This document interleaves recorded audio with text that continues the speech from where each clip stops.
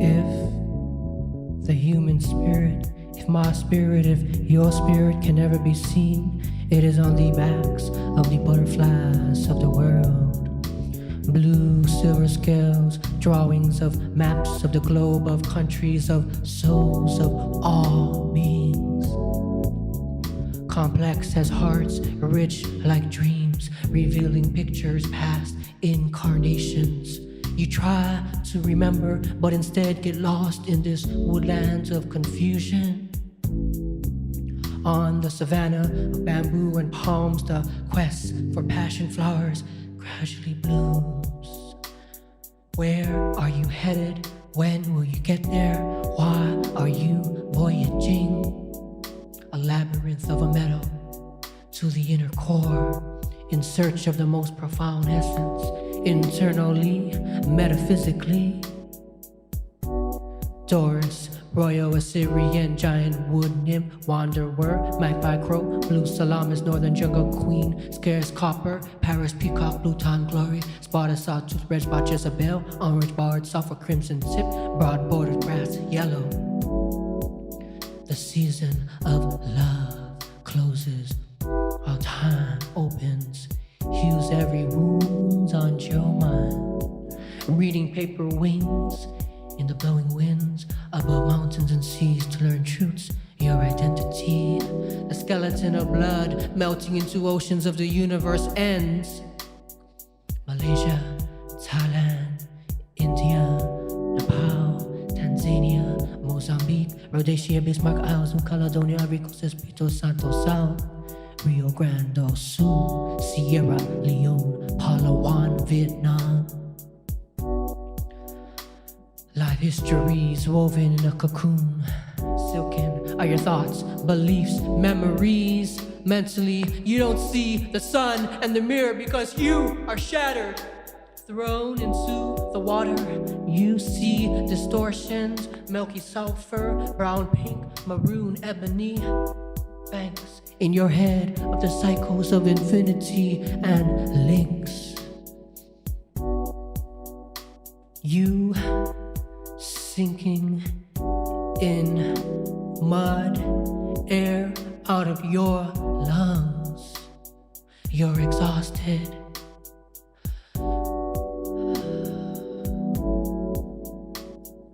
Then, and only then, do you let scenes of the past return? Finally, restoration begins. Life becomes real. You realize the meaning of entering a new zone. Palearctica, Africana, Indo-Australica, Neotropica.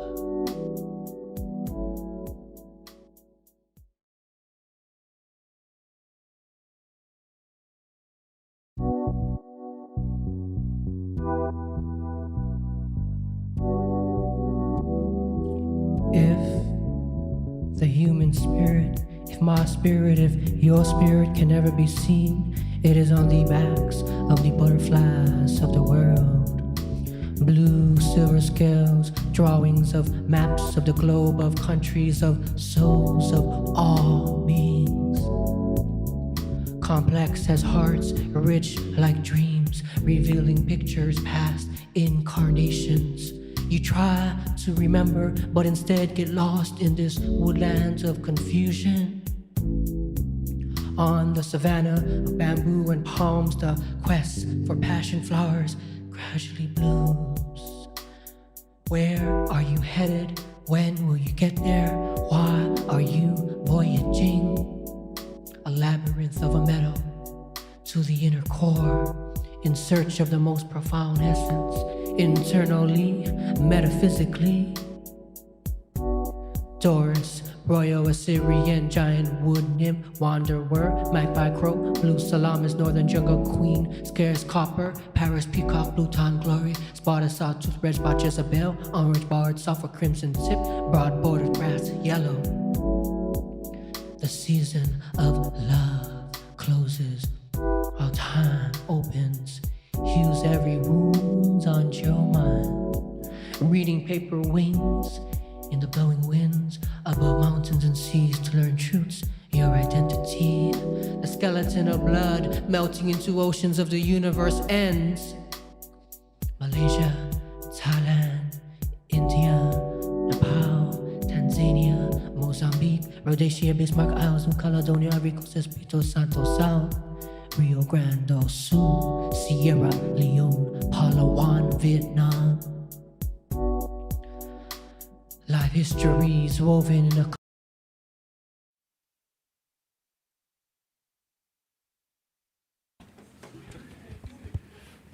Hello, everyone. Hello and welcome to the library. Have a look around. This is a Saturday afternoon event, and these are, I love being in the presence of people who attend free library events. These are my favorite kind of people in the world. So look around, future friends. And thank you very much for joining us today for this storytelling event. So before we start, I would like to acknowledge that we are on Gadigal land. And here in Gadigal land, we have witnessed the entire cultures of storytelling. And really, we pay our respect and honor to the Aboriginal elders, and we continue that tradition of storytelling today in this library. So I think I would also like to start by just letting us all give ourselves a big round of applause for being here today. Yes. I will never take for granted live events anymore, so I still get very excited when we are all gathered in person. Having said that, though, we've learned from the best practices of the pandemic, and this is also being streamed live on YouTube, so you can rewatch this and remember the event. So if you ever want to go back to any of the stories here today, it will be available on YouTube. And we have an online audience watching us. Some of the authors are watching us as well. You can say hi to them in the camera, I guess. We have a roving camera, so yes, thank you. So my name is Happy, and I'll be the MC of today's event. So the stories that you'll be hearing today are from the audiobook anthology Moon Orchard. And Moon Orchard is, of course, available to purchase online. And you'll get all the information. Yes, there, I have the slide. And some of the authors are here with us to join us in person to read their pieces. So I think I cannot emphasize enough how much of a big act of courage that is. Even I cannot do that. I can do things off the cuff and do emceeing things, but I can never read my own work in public. So I want us all to really just absorb that and recognize how much love and support they will need when they step on stage. So I just want to see a show of hands. People in the room today, any of you here to see a friend or a family member? You can make some noise? Yes? Okay. Woo. Anyone here just chanced upon the event online and you're like, yeah, that's my thing? Oh, cool. So that's online marketing. Thank you. Good conversion rate. And oh, marketing people. And also, who was here just because they were in the library and they were like, oh, there's an event. I'm going to drop in there. Anyone? Oh, cool. Well, maybe we can find them. If you can hear me, this is a sign. Okay. So, again, so like what I said, this is a big act of courage, a big act of love from our storytellers and the authors who will be sharing very deeply personal stories with you today, celebrating Asian Australian culture. And for us to show them love, we can set up something. I don't know if any of you have been to spoken word events where, if you feel like, yes, I'm feeling that, I'm feeling those words, what do? You can snap. And also this one I learned, they do this. Has anyone else seen that before? Yes, maybe it's maybe my friend was joking me, but you can do that. So you can do any of the hand gestures that you want just to show your love. You're like, yes, totally relate to that. That's how you can show your love. And of course, if it's funny, then you can laugh. You're more than welcome to laugh, even if it's a library. We are in an enclosed room. And for those of you joining us online, you can like and comment, and we'll see if we can read that later on and share it with the rest of you today. So. Just checking in, everyone's okay? Yes? Okay, so like what I said, we have the authors featured in the Moon Orchard audiobook here with us today. The first two authors will be reading the first two stories rather today, will be read by the authors themselves. So I would like for us to really show our love to our first author for today, who will be reading the piece Fair Enough, to be followed by Lynn Blythe, who will read the poem And/Or. So let's give it up for the brave soul. Starting us off, we have Sita Nambiar-Dodd reading Fair Enough.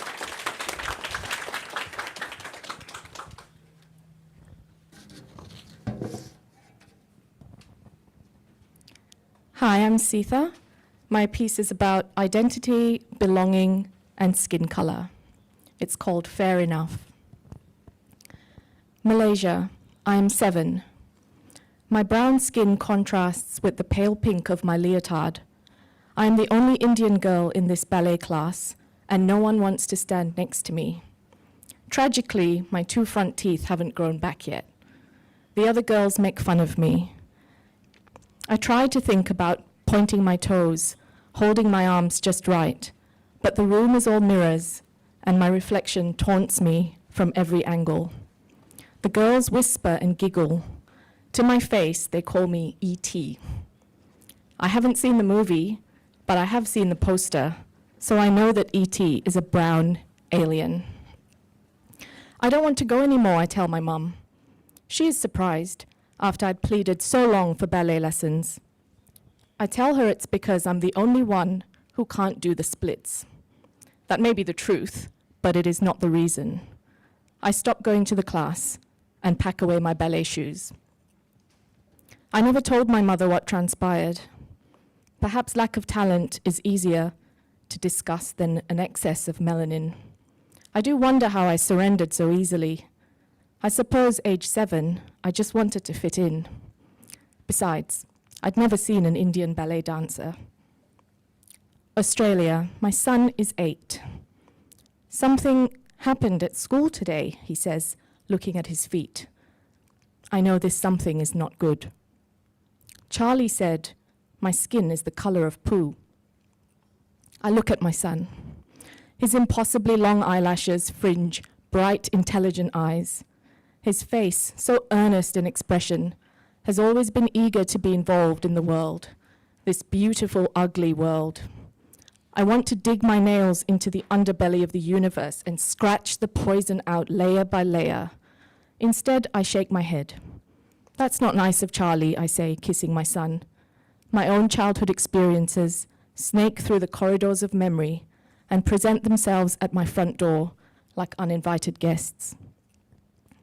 There is much I want to say and do, but for now I stick with, he just doesn't know better. For the rest of the day, we talk, we hug, we eat, we laugh. He's happy, thoughts of the incident temporarily erased.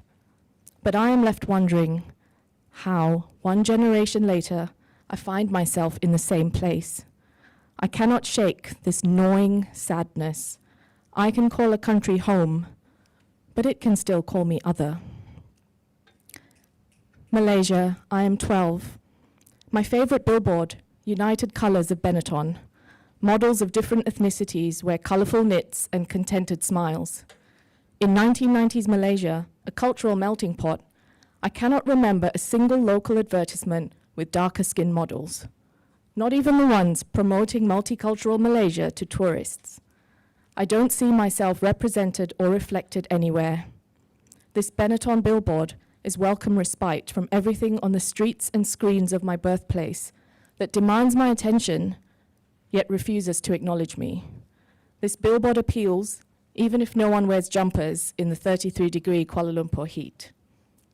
Everywhere else, the message is the same one. Light-skinned is the ideal. I only have to spend 20 minutes in the afternoon sun to turn a darker shade of brown, so I'm told to be careful not to spoil my medium brown skin. From every direction, I am acutely aware that darker skin is undesirable, on billboards and in life. Women walk around with umbrellas in the sun. No one talks about UV rays. They warn, don't get too dark. Too dark for what? At 12 years old, I'm not sure.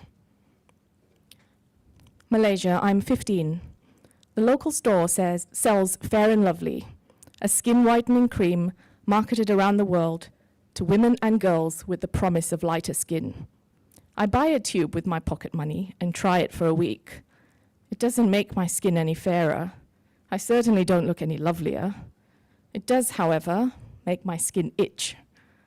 I stuff the tube in the back of a drawer and listen to Duran Duran's Ordinary World on repeat. Every world is my world. Any world is my world. I don't know what it is I'm longing for, but I'm longing for something.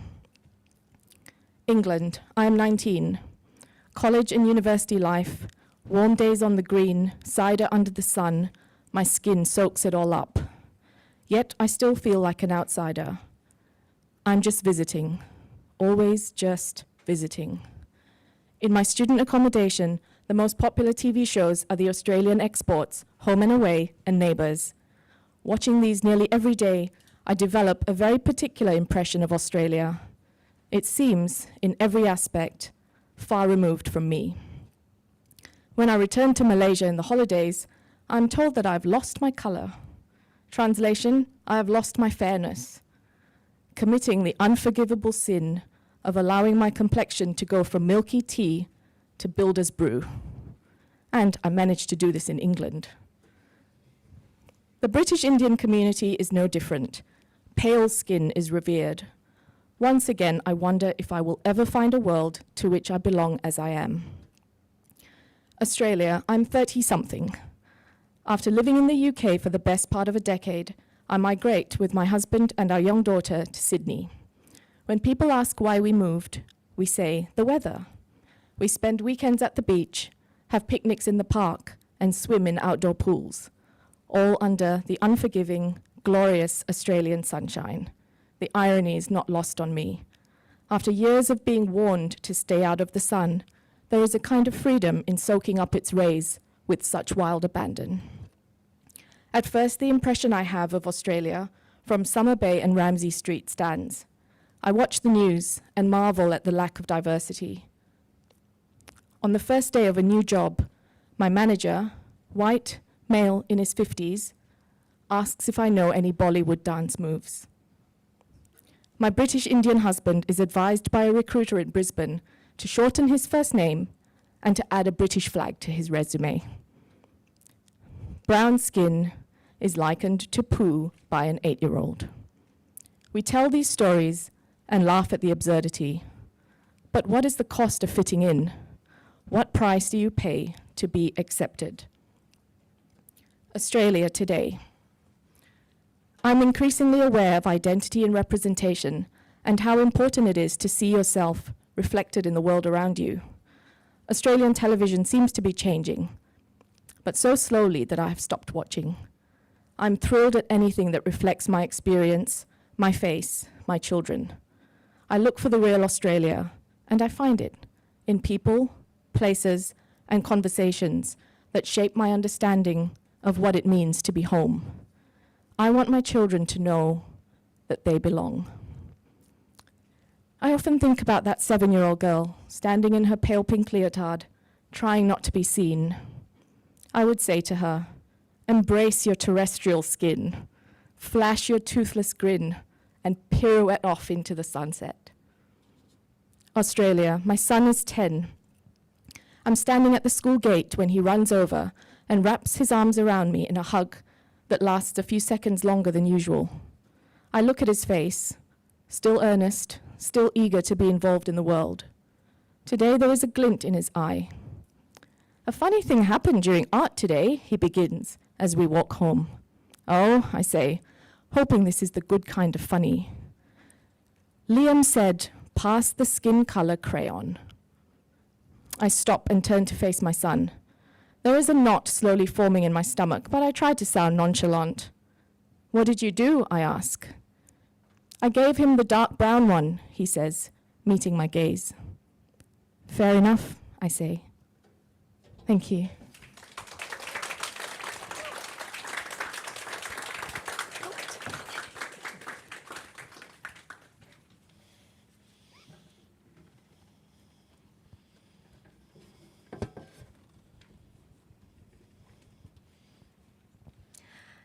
Hello everyone, I'm Lynn Blythe. I came here today from Canberra, which is also Ngunnawal country, and I'm wearing a pretty much all thrifted outfit. The shirt was $3 and the jacket was a hand-me-down from my mum's, which I feel like fits the kind of fragmented vibe that my poem goes for. So just a warning, it's not very linear, it jumps a lot. So if you feel like you're not following point A to point B, there isn't a point A to point B. I just thought I'd start with that. And/or. You don't look Asian, says grab driver/tourist, colleague/classmate, line dancer/customer, step sibling/sister. Do you speak Chinese? I used to take out ethnic, back pocket party trick. Yeah, I'm half Chinese, Malaysian diaspora, Eurasian, half Asian. My dad's even Irish. You speak Chinese? It's a trick, not a joke. Misdirection, no punchline. Visited my family in Malaysia. Yes, well, Mum grew up in Malaysia. You see, she used to speak Cantonese. It was good. We celebrated Chinese New Year. Yeah, Cantonese is on my bucket list. Yeah, Mandarin is on my bucket list. The real trick, it's genetic. Dominant v recessive genes. Who will win? It's top 5 anime battles in my DNA. My folks scored at the lucky dip, I guess. I know halfies who pass Asian more than they pass white. You pass me, I pass you, don't see me. You speak Mandarin? Yes? I'm sorry, no, I don't. I misheard you, I don't. Let me get my coworker, sorry, my mistake. Michelle Yeoh grew up near my mum. Everything, everywhere, all at once, I cried in the cinema. I'm not going to let her go like you, Dad, let me go. The mother and daughter spoke, hi mum, /turning red, arcane /Alice Pung, /tangled /paper menagerie. We need more diversity, and you, white passing, look pretty pale to me, so I, white colleague, will ask Kelly Lim /Asian passing /unwilling poster girl to do it instead. Lynn/Lim, one translation apart. Her, the white colleague, gave a diagnosis obsolete. Had she met me 6 summers before, maybe I'd accept it as prognosis. Strathfield's token halfie/white. How could I/teen me be ethnic when my code language was Pig Latin, I watched Anime Lab with ink subs, pink skin from the sun, my hair dried slow after swimming. But I would trade nothing to ditch my white-collar world fumbles in uni classes with one friend, /Latvian, a tie-raised expat. Visits to my dad's murky pool in the North Shore. Because being the token white, Homebush local, Flemington regular, Burwood local, Eastwood ex-local, Bankstown familiar, Eadshaw regular, was a bargain. One POC and many whites enter a room. How I wish I could signal our shared experiences, disclaim my less abused face. Whitewashed halfies/ABCs. No language / no good language, same result. No accent or bullying, oil slick mirror of intergen trauma. I beelined to her at work. A season later, we struggled into 1960s Hong Kong Cheongsams. If my dad saw me, she said, he'd think I was the daughter he always wanted. And we laughed. Knowing I can't paint over your black and white mind, no layer of coats will hide white canvas that I was born with, a brush that was too wet, my fault, a wooden frame, an easel, few see the spine that holds me up. My partner, my mum, my best friend. I can't say my favorite food, bao/pao, or I can't say ong pao/hong bao. My sci-fi presentation, which featured Liu Cixin, my mum can say bao/pao. She can also say, that's so Asian. It's her personal derogatory. She says, Chinese immigrants, not us. Is that why she changed her name? Is that why her racist teachers, my aunties, Senator Hanson, they each recycle their fears for every new wave? Should I tick the culturally and linguistically diverse box? My probably mother-in-law, my white passing judgment sister, my Sky News grandparents, My expat ex-partner. Yes, no, no, yes. I want to be white, my Cheongsam friend says. Her 3-letter surname, rarely said right. I drip Korean ramen soup, spit assimilation, squash it into the lino underfoot. Fork served with char kway teow. I wore grandma's Cheongsam to work. My face was masked, so she sees my eyes only, and yet I have to ask, can I have chopsticks, please? My auntie laughs over Japanese brunch with my white partner, for he uses chopsticks better than me. How do you feel when people say anti-China stuff? Cautiously, quietly, off the record, after months of working together, my white Italian boss listens, sees, doesn't pass. Hypothetical kids. I want them to have Chinese names. They may be 1/4 Chinese, but the Ngunnawal teacher taught me there is no 1/8 Aboriginal. There is only Aboriginal. Maybe I'll try that on this unceded land. Seeing the Bendigo Easter Festival, adoring the Golden Dragon Museum. My second cousin, auntie, takes me. My mum, lonely, joins me. My roots may not cross yours, but we soak up water same. Thank you.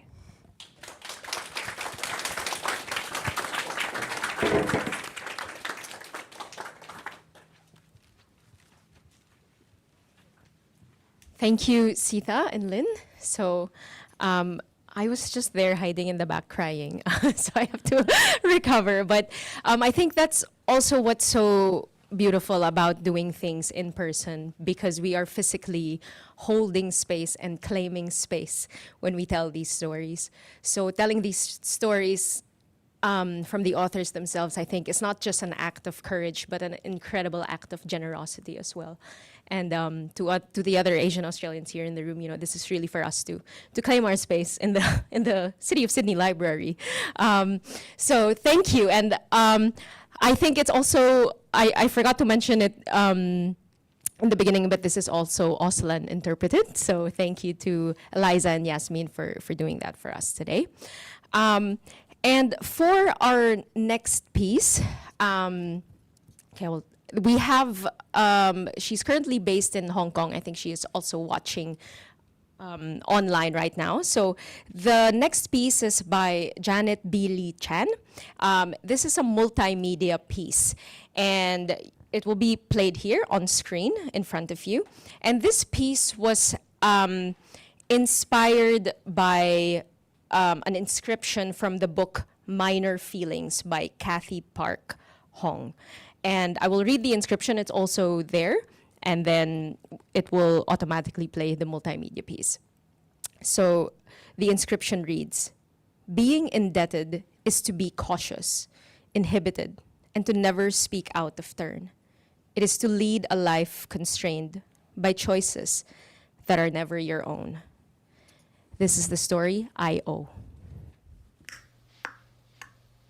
I owe, I owe, I owe, I owe, I owe, I owe, I owe, I owe, I owe, I owe, I owe, I owe, I owe, I owe, I owe you, I owe you, I owe you, I owe you, I owe you, I owe you, I owe you, I owe you. 谢谢，谢谢，谢谢，谢谢。I owe, I owe, I owe, I owe, I owe, I owe, I owe, I owe, I owe, I owe, I owe. I owe, I owe, I owe, I owe you, I owe you, I owe you, I owe you, I owe you, I owe you, I owe you, I owe you, I owe, I owe, I owe, I owe, I owe, I owe, I owe, I owe, I owe, I owe, I owe, I owe, I owe, I owe, I owe you, I owe you, I owe you, I owe you, I owe you, I owe you, I owe you, I owe you, I owe, I owe, I owe, I owe, I owe, I owe, I owe, I owe, I owe, I owe, I owe, I owe, I owe, I owe, I owe you, I owe you, I owe you, I owe you, I owe you, I owe you, I owe you, I owe you. 谢谢，谢谢，谢谢。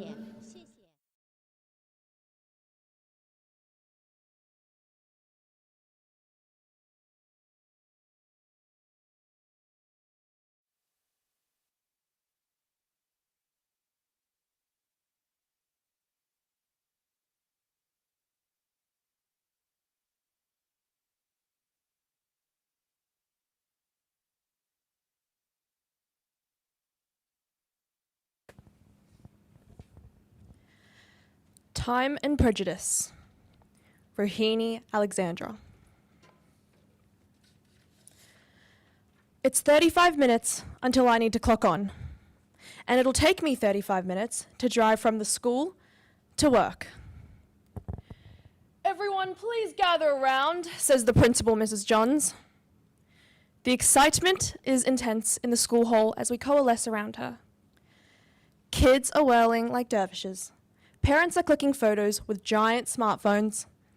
The floor is jammed with bags of all species. Mrs. Johns makes a few remarks to the children. Make us proud. You are representing the school at camp. Tell your teacher if you are going to be sick on the bus. And official school photos are taken. I give silent thanks that the kids can wear casual clothes to camp. If they misbehave, the school logo won't feature in any incriminating footage. The kids drag and push their bags to the camp's bus driver waiting on the street. She loads them onto the bus with practiced efficiency. The kids take their allocated seats, arms waving like daffodils in a storm. Mrs. Johns hugs each of the teachers as they board the bus. She then hops on the bus and gives what looks like a last-minute pep talk to the whole group before returning to the street to join us parents. There are two types of outfits among the parents' herd. One is athleisure wear, and the other is cheap suits. I am in the cheap suits group. I have static electricity all over my body as multiple layers of plastic argue with each other. Unwelcome kilos are pushing out my waistband, and pharmacy makeup is freezing on my face. I want gloves. I get a hint of fragrance dissipating in the breeze. What the heck did I spray on in the cluster that was this morning? I am unsure if I am wearing body spray or room spray. The bus doors close. The engine is running. The departure time comes close and goes. Parents are stuck in unhappy groups on the winding footpath. Someone mutters, "What's the hold-up?" None of us want to linger, but none of us want to be seen leaving before the bus goes. "Roxy hasn't shown up yet," says the mum with the mousy bob whose name I forgot years ago. Roxy's family is new to the school, and they have the nerve to delay us all. The bus is on a strict timetable so the kids can visit the animal sanctuary on the way there. Of more interest to me, though, is I need to get to work. Suns die, planets explode. After an eon, a slim young lady materializes on the footpath, pushing a designer pram containing a baby. She's flanked by a toddler and a kid that must be Roxy. I observe the mum's waterfall of glossy black hair extending to her waist, her definitely designer stilettos, and her non-synthetic all-white outfit. I'm simultaneously outraged that she has a full face of makeup and mesmerized by the lusciousness of her surely false eyelashes.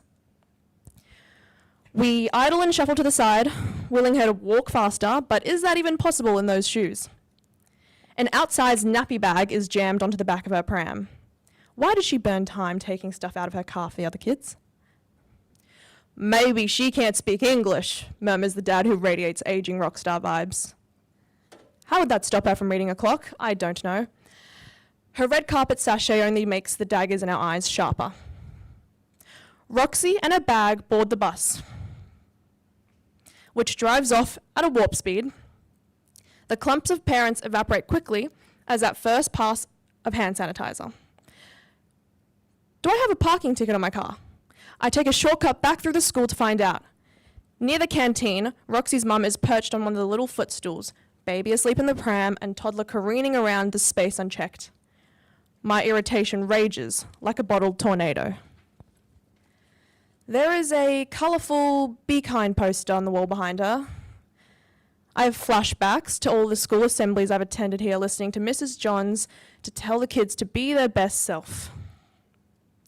Guilt slows my pace. I walk over to Roxy's mum and introduce myself, aware of my enunciation. She swivels on the footstool, moving like a dancer's with a dancer's speed and grace.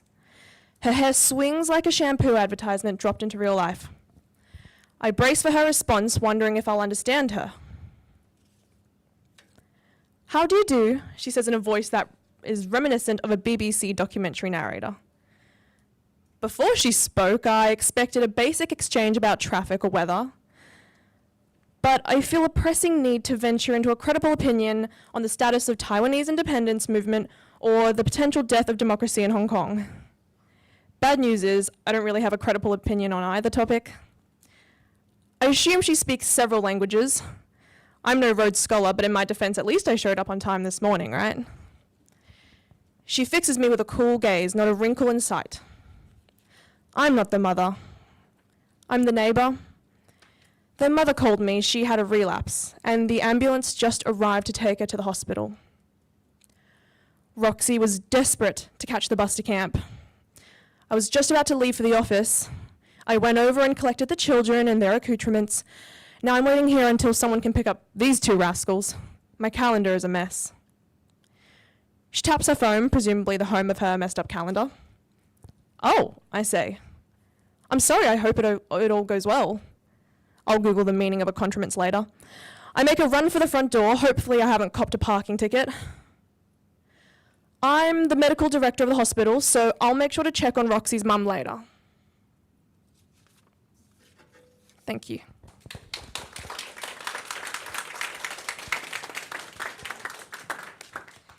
Thank you, Eva Chen. So Eva Chen is our actor reading the work of Melbourne-based writer Rohini Alexander. So Rohini Alexander is a writer and a lawyer based in Melbourne. So thank you, Eva. Eva will be reading a story also for a writer who may or may not be in this room with us today.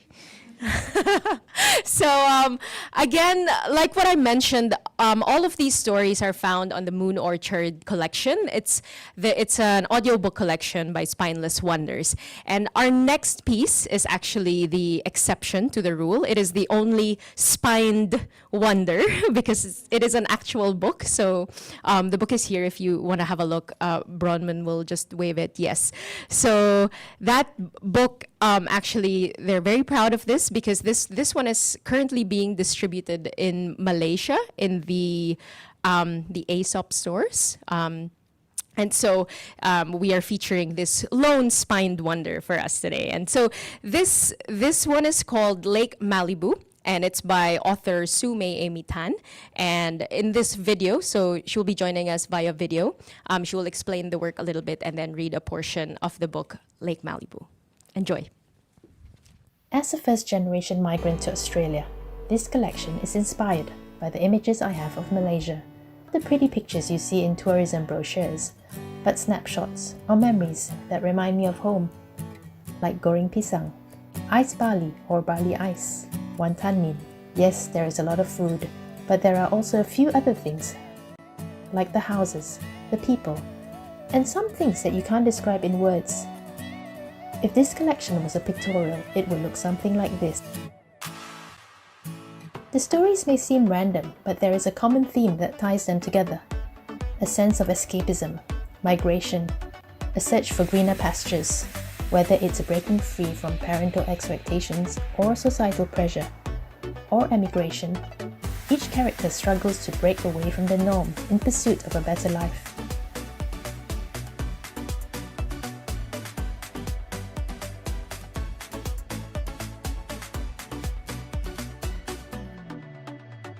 Thank you for your interest in Lake Malibu and other stories.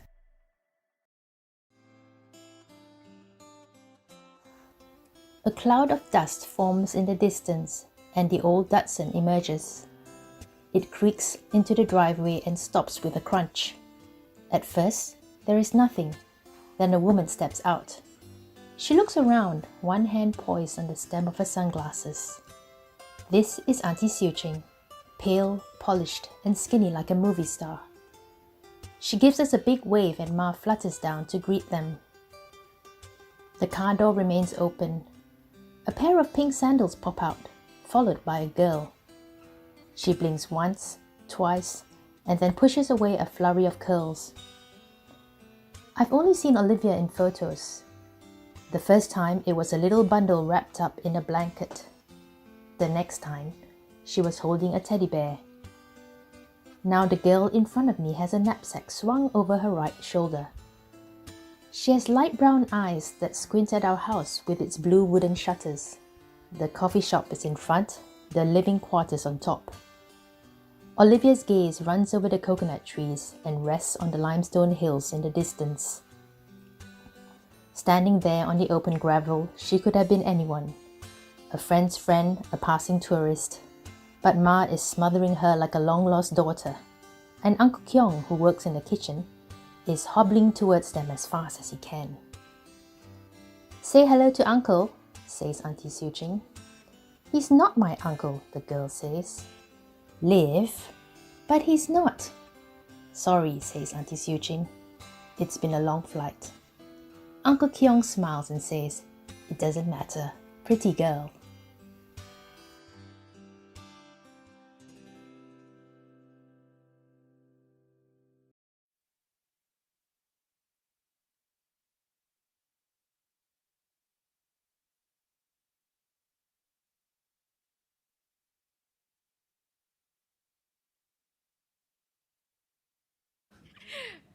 Okay.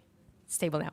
All right, so that was an excerpt from Lake Malibu, the book, and it was also shortlisted for the Queensland Premiers Award. So that book is also available for you to buy if you're interested, or you can go to Malaysia and check out the Women's Library of, make a trip out of it.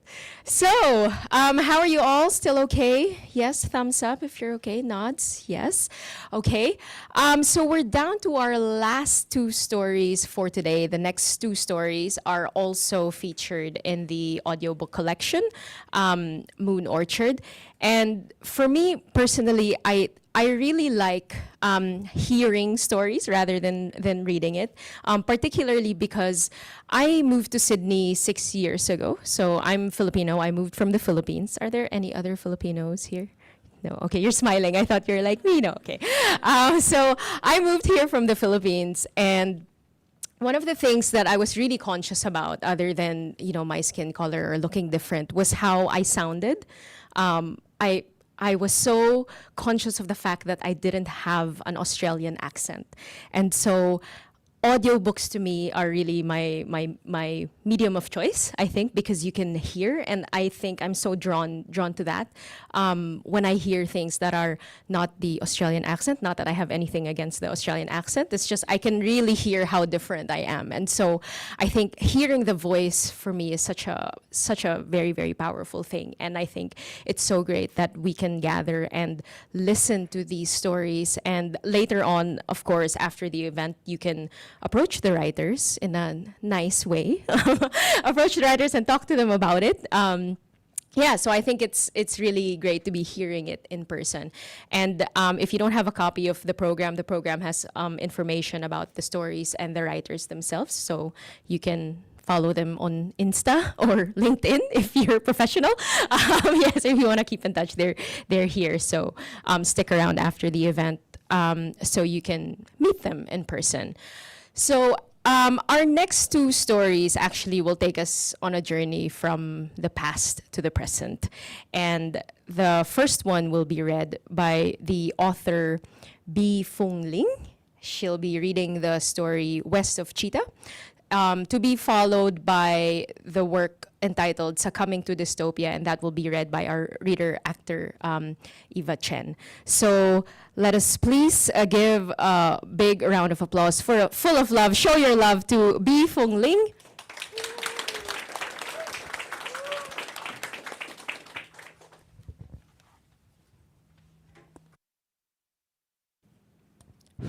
Okay, thank you, Happy.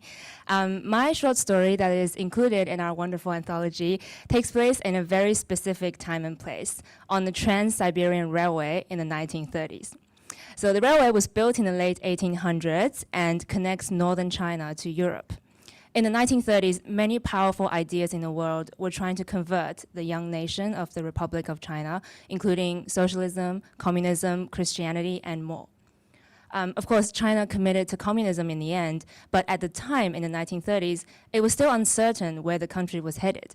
In my story, I've created a young character to explore that uncertainty and the weight of that decision that has profoundly shaped the nation and the world and our Chinese identity today. One last thing before I begin. The gender of my protagonist is unspecified because that's not so important to the topic of discussion. I will only have time to read a section today, so if you'd like to know what happens in the end of the story, please check out our audiobook. Okay, west of Chita being a city in Siberia, the youth closed their copy of Letters to a Young Poet. The noise was getting to them. They stood up and stepped into the corridor of the train. 9! A round-faced child ran past, screaming. An older boy followed, his blonde hair reflecting the light pouring in from the train window. Stamping their feet loudly, the boys dashed to the end of the corridor. Quiet! A stout, middle-aged man poked his head out and beckoned. He was in the youth's neighboring compartment. The youth smiled and greeted him in German. I hope you've had a good night's rest, said the neighbor as he closed the door and leaned against it. He was a German missionary.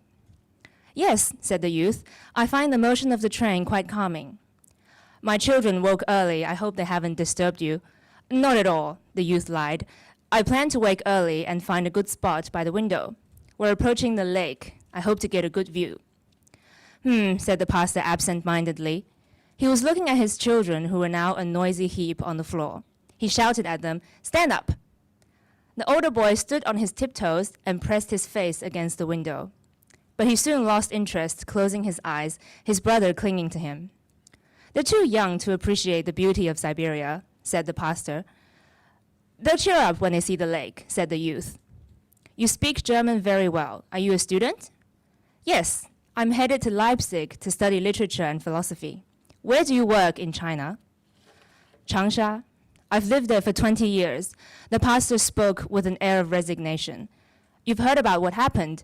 In all my time in China, I have never seen the people in such a frenzy. If there's one thing the communists are good at, it's teaching hatred. That's the fuel for their revolution.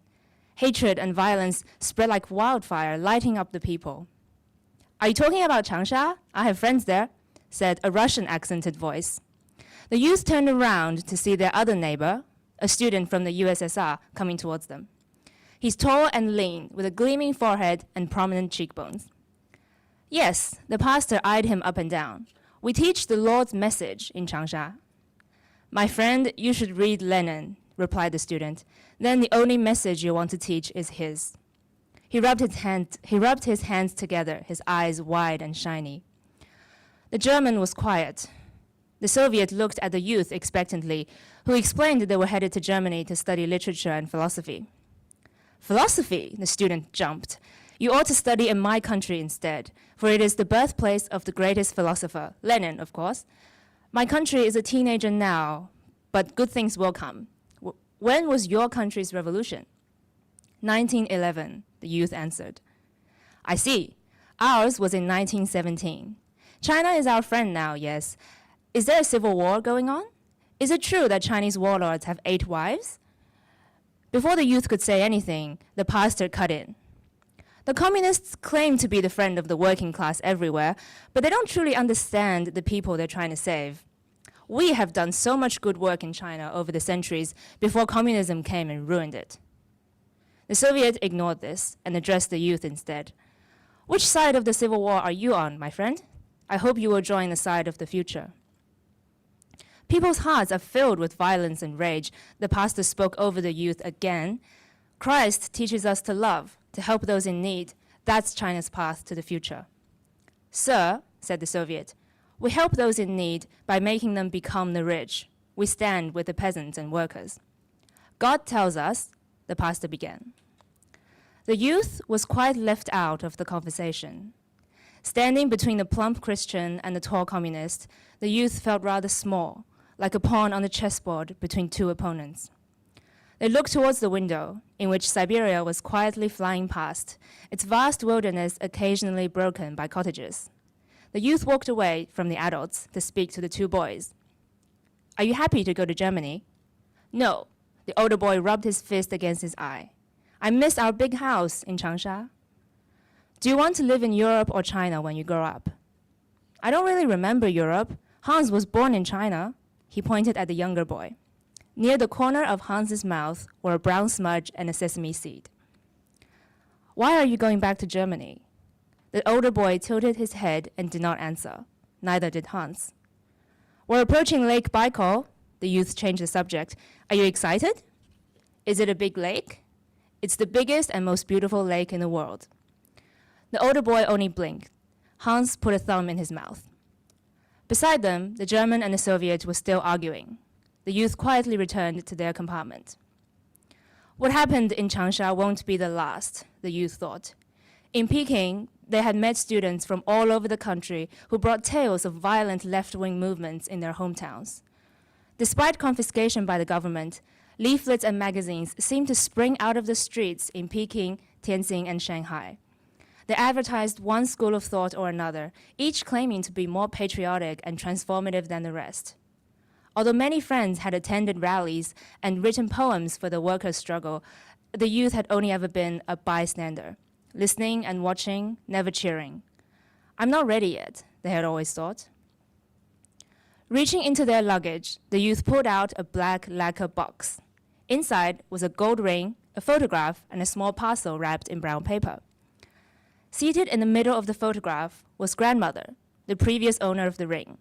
Her bound feet protruded like little triangles from underneath her robes. The youth's little sister sat beside grandmother, wearing a white cheongsam and high heels.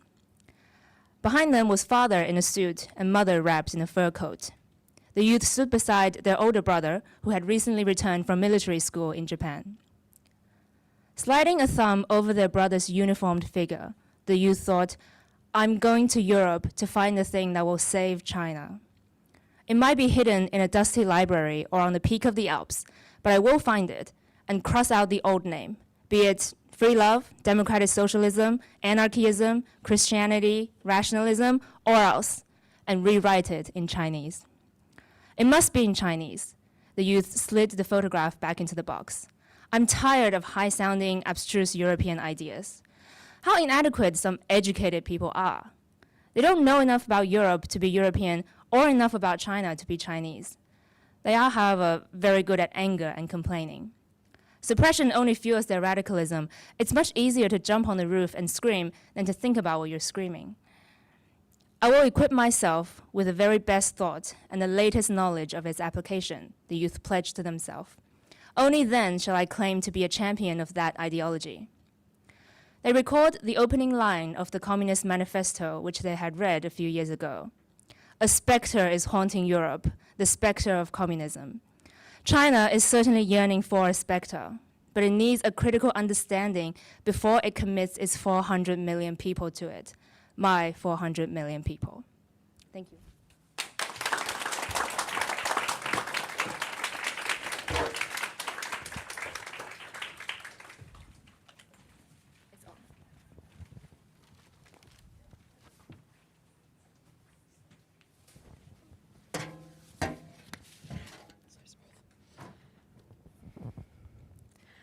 Succumbing to Dystopia by Angela Jin, who is here. The smell is ever present, but the cold air is refreshing. People are drawn indoors. They know today is not the day to be outside. Buildings not 10 meters ahead of you appear hazy behind a thin layer of smog. You open up the air quality app as if expecting different news. The little cartoon face next to Sydney, home, is green and smiling. But you are not in Sydney. You are not home. The face next to the city you're in is deep purple and wearing a respirator mask. Avoid outdoor exercise. Close your windows to avoid dirty outdoor air. Wear a mask outdoors. Run an air purifier. The words mean nothing to you anymore. You admonish yourself for running an errand today. Your phone pings as your relatives remind you to stay indoors. You don't want to go to the hospital again just because you started coughing blood. Just China things, you guess. If you must go out, wear a good quality mask with a filter. Suddenly, out of the smog looms a billboard. There's nothing else in sight. 抖音记录美好生活 The hazy air gives the lights and the billboard an ethereal quality. Your eyes sweep over the message, the smiling woman, the logo, and you keep walking. Do you have Douyin? Your aunt asks you. No, you replied. You're not interested in this app, but she nonetheless makes you watch some very unfunny and frankly kind of misogynistic Douyin videos reminiscent of 2009 YouTube skits. You head into a shopping center, hoping to get a hot drink. You're not thirsty, but the wind has chilled your fingers until they've gone numb. Despite the label on your gloves saying wind resistant. As you wait for your matcha latte, because the coffee here is a travesty, you see a row of claw machines and a mystery box vending machines just beyond the seating area of the cafe. They all sport the blue, black, and red Douyin logo. You didn't know that claw machines could be sponsored.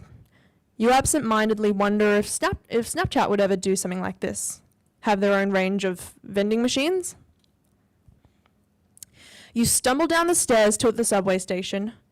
You walk down a tunnel with a glowing, clean, white ads on the walls. You don't register what is being sold, only that 50 meters of ad space were all promoting the same thing, over and over again.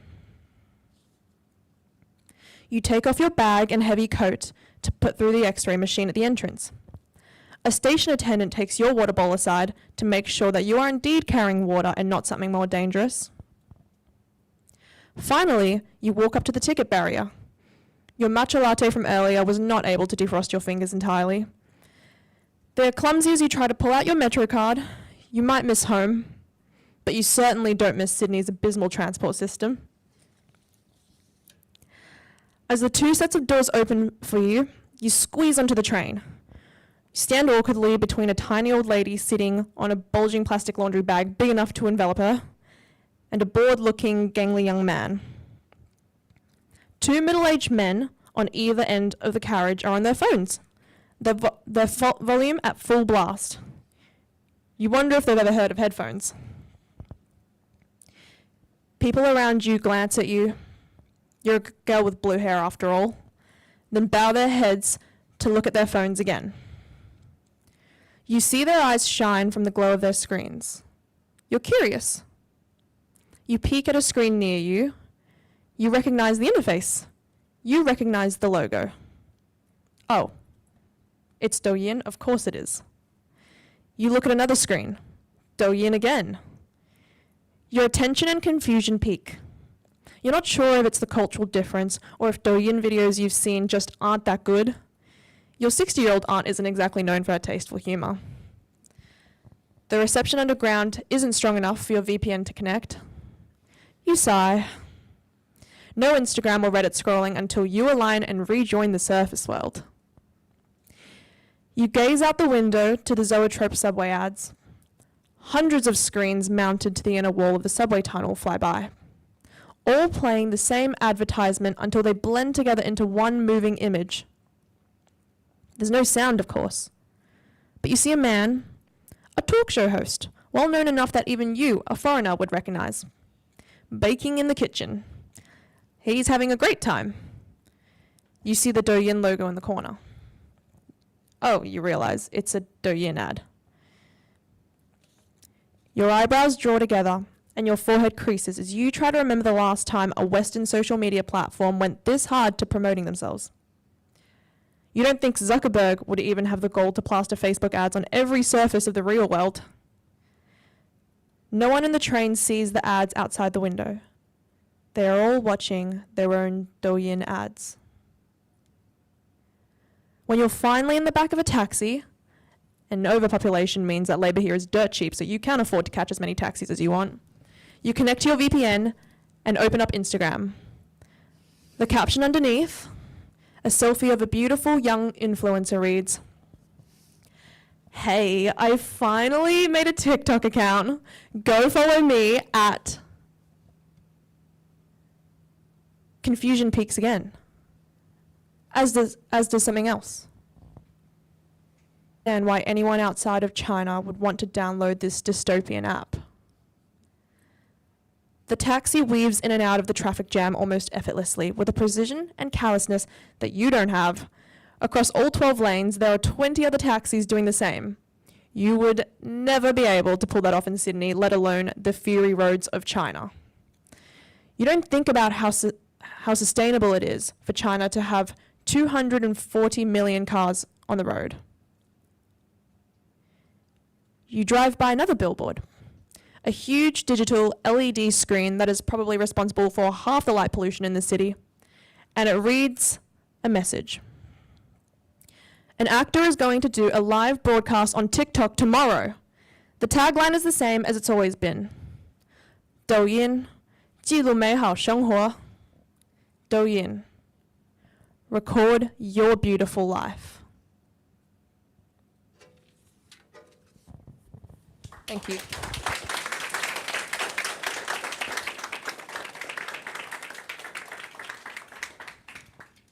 Thank you very much, Ava, for reading the piece. Angela is also here with us today, the author.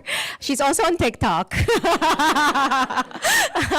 if that piece wasn't obvious.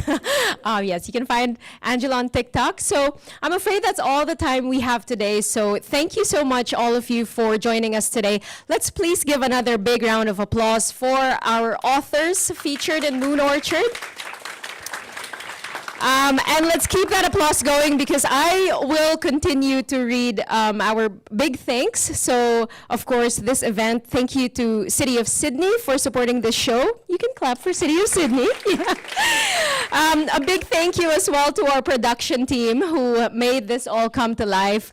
The people behind the live stream and everything, and audio, and figuring out the microphones and everything. So thank you to the following. The production team: Emily James, Ben Vela, Brian Fisher, Ganu Balerao, Nancy Jian, Riley Jiang, and of course our creative producer for Spineless Wonders, publisher Bronwyn Mahan.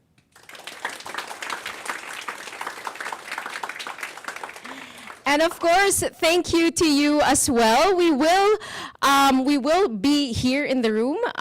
So, you know, come and take a picture, take a selfie, post it on Insta or TikTok. And you're here also free to talk to any of the authors if you want to.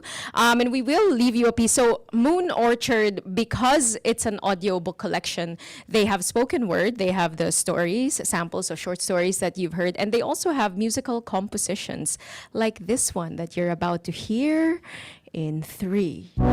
There you go.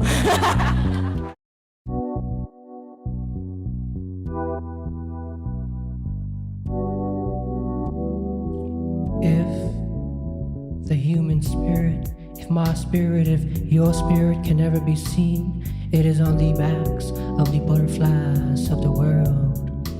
Blue, silver scales, drawings of maps of the globe, of countries, of souls, of all beings. Complex as hearts, rich like dreams, revealing pictures past incarnations. You try to remember, but instead get lost in this woodlands of confusion. On the savannah of bamboo and palms, the quest for passion flowers gradually blooms.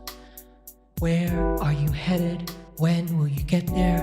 Why are you voyaging? A labyrinth of a meadow to the inner core, in search of the most profound essence, internally, metaphysically. Doris, royal Assyrian, giant wood nymph, wanderer, magpie crow, blue salamis, northern jungle queen, scarce copper, Paris peacock, blue time glory, spotted sawtooth, red spot Jezebel, orange barred, sulfur crimson tip, broad bordered brass yellow. The season of love closes while time opens, heals every wound on your mind. Reading paper wings in the blowing winds above mountains and seas to learn truths, your identity. The skeleton of blood melting into oceans of the universe ends. Malaysia, Thailand, India, Nepal, Tanzania, Mozambique, Rhodesia, Bismarck Isles, New Caledonia, Rico, Espírito Santo, South, Rio Grande do Sul, Sierra Leone, Palawan, Vietnam. Life histories woven in a cocoon. Silken are your thoughts, beliefs, memories. Mentally, you don't see the sun and the mirror because you are shattered. Thrown into the water, you see distortions, milky sulfur, brown, pink, maroon, ebony. Banks in your head of the cycles of infinity and links. You sinking in mud, air out of your lungs. You're exhausted.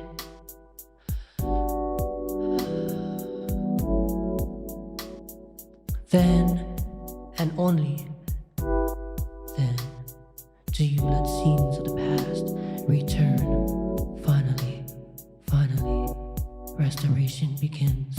Life becomes real. You realize the meaning of entering a new zone.